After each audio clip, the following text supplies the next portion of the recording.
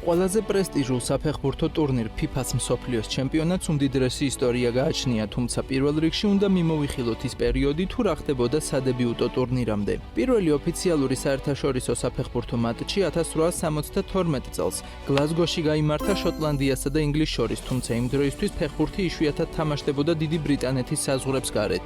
მე-19 საუკუნის ბოლოს თამაშები, რომლებიც მსოფლიოს საფეხბურთო ჩემპიონატად ითვლებოდა, ძირითადად ინგლისისა და შოტლანდიის წამყვანი კლუბების შეხვედრები იყო.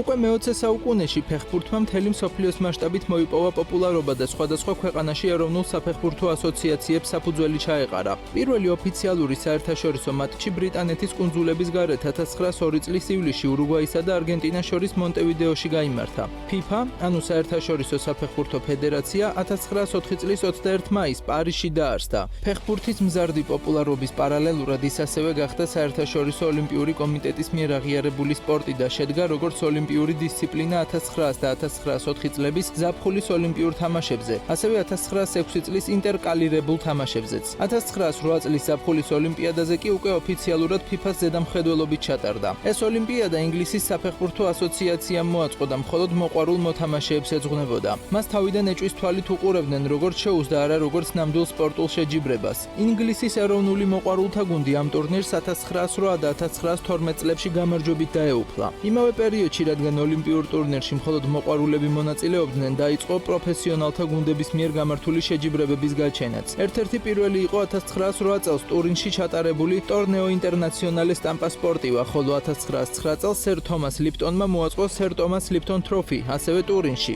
ორივე ჩემპიონატში მონაწილეობდნენ ინდივიდუალური კლუბები, რომლებიც ერთ მთლიან ქვეყანას წარმოადგენდნენ. ამ მიზეზით არც ერთი მათგანი არ ითვლება პირდაპირ მსოფლიო ჩემპიონატის წინამორბედად, თუმცა სერ თომას ლიპტონის თასი ზოგჯერ პირველ მსოფლიოს ჩემპიონატად მოიხსენიება მის ნაკლებად ცნობილ იტალიურ წინამორბედთან შედარებით. 1914 წელს FIFA-მ ოლიმპიური საფეხბურთო ტურნირი ოფიციალურად ცნო როგორც მსოფლიოს ჩემპიონატი მოყვარულთათვის და ორგანიზებაზე პასუხისმგებლობა საკუთარ თავზე აიღო. ამის შემდეგ უკვე შესაძლებელი გახდა მსოფლიოს პირველი შორის კონტინენტური საფეხბურთო ტურნირის ჩატარება. 1920 წლის ოლიმპიადაზე, რომელიც ბელგია მოიგო. ურუგვაიმ კი ოლიმპიურ ტურნირებზე ზედიზედ ორჯერ 1924 და 1928 წლებში გაიმარჯვა. 1930 წელს FIFA-მ გადაწყვიტა დამოუკიდებლად ჩადგომოდა სათავეში საერთაშორისო საფეხბურთო ტურნირის გამართვას. 1932 წლის ზაფხულის ოლიმპიური თამაშების, რომლებიც ლოს-ანჯელესში ჩატარდა პროგრამაში, ფეხბურთი არ იყო ჩართული, რადგან ეს სპორტი ამერიკაში ნაკლებად პოპულარული იყო.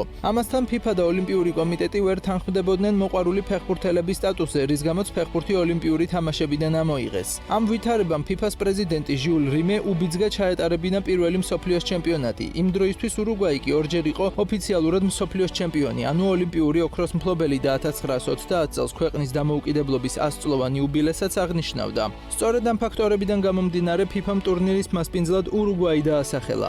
შერჩეული ქვეყნების ეროვნული ასოციაციები მიწვეულნი იყვნენ მონაწილეობის მისაღებად, თუმცა ევროპის გუნდებისთვის იმ დროს ეკონომიკური კრიზისის ფონზე ურუგვაიში გამგზავრება რთული და ძვირადღირებული იყო.